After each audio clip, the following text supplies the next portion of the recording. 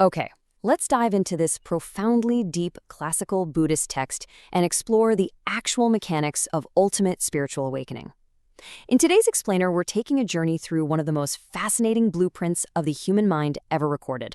We're literally looking at a process that takes a being from everyday, mundane suffering all the way up to a state of boundless cosmic compassion. To ground us in history a bit, the text we're looking at was translated by Zeuphonian well over 1,000 years ago. Think of it as this ancient, meticulous manual, or really more of a psychological map detailing exactly how a spiritual seeker, a bodhisattva, systematically eliminates mental defilements across 10 distinct stages, or abodes. So here is our roadmap for the journey today.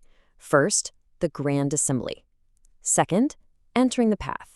Third, mastering emptiness. Fourth, the unshakable bodhisattva. And finally, number 5, the ultimate paradox. Let's kick things off with section 1, the Grand Assembly, a cosmic question. We open with this absolutely staggering cosmic scene at Vaishali. The Buddha emits a light from his tongue that is so impossibly bright, it reaches across thousands of worlds. And this brilliant signal draws in a specific seeker, the most victorious bodhisattva, who steps up and asks the defining question of our entire journey. What exact stages must a bodhisattva go through, and how many mental defilements are completely eradicated at each step?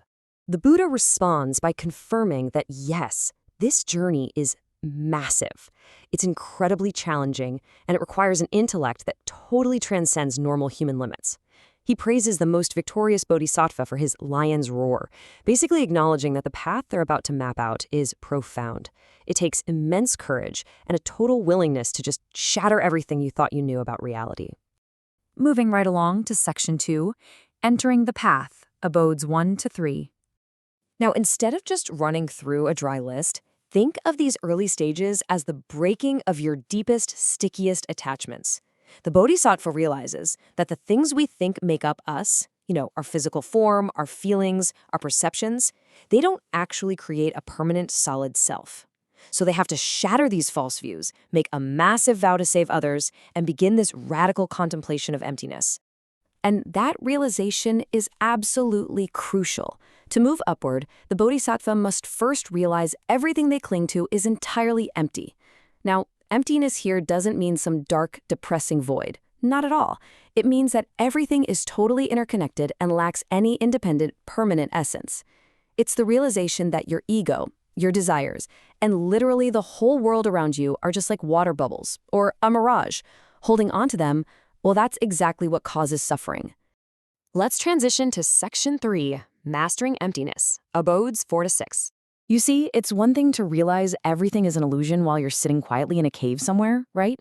But it is an entirely different beast to walk through a busy, chaotic city and maintain that exact same clarity. In these middle abodes, the bodhisattva gets to work. They master the 6 sense gates, understanding exactly how our eyes and ears interact with the world to create desire. They master the intricate chain of cause and effect. They relieve the intense suffering of others, yet they remain completely still inside. They are active in the world, but not of it. And this brilliantly illustrates the real dividing line between different spiritual paths. The text points out that while others use the realization of emptiness to swiftly exit the cycle of rebirth and attain their own personal liberation, the bodhisattva makes a radically different choice. They use that exact same profound emptiness to stay. They deliberately delay their own final peace to remain in the messy, painful cycle of life, simply to help liberate everyone else first. Because of this immense compassion, they create what the text calls a retained manifestation. They willingly step into the fire of life to save others, taking on bodies and experiencing the world, even while their deepest wisdom knows the fire isn't ultimately real. It's like they walk right into a burning house over and over again, completely untouched by the flames, just to guide everybody else out. Now we arrive at section 4, the unshakable bodhisattva, abodes 7 and 8. In the 7th abode, they hit a massive milestone called avaivartika, which translates to the stage of non-retrogression. At this point, their immense compassion and wisdom are permanently locked in. They literally cannot fall backward into selfishness, doubt, or the desire for their own escape. Their mind is like a diamond, absolutely indestructible in its resolve to help. To prove just how egoless they've become at this stage, the text uses a really intense metaphor. It says that if someone were to ask for their very limbs, they would give them away joyfully. And if someone asked for their head, their joy would actually double without a single thought of resentment. Think about how tightly we cling to our own comfort. This illustrates a state where the illusion of the self has been so completely dismantled that there is zero clinging to personal existence left, none. By the 8th abode, known as the pure youth stage, the text describes them unlocking these profound, almost mind-bending capabilities. Because they are completely unburdened by ego, they achieve supreme spiritual powers. They can manifest in multiple realms of existence simultaneously. The text even visualizes them as being capable of holding 10,000 worlds in the palm of their right hand, perfectly protecting everything without disturbing a single being living inside those worlds. It's just wild to think about. Finally, Section 5, the ultimate paradox, saving illusions.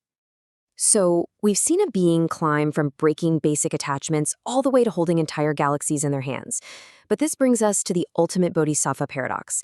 They dedicate their endless existence to saving every single sentient being from suffering.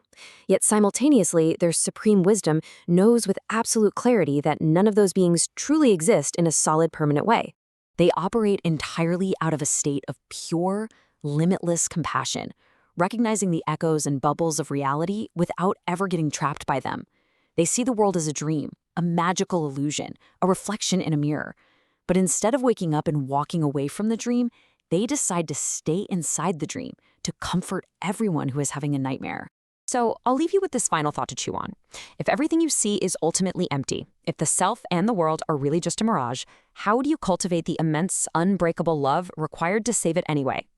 Thank you for exploring this profound ancient blueprint with me in today's explainer, and I challenge you to question, what illusions might you be clinging to in your own reality?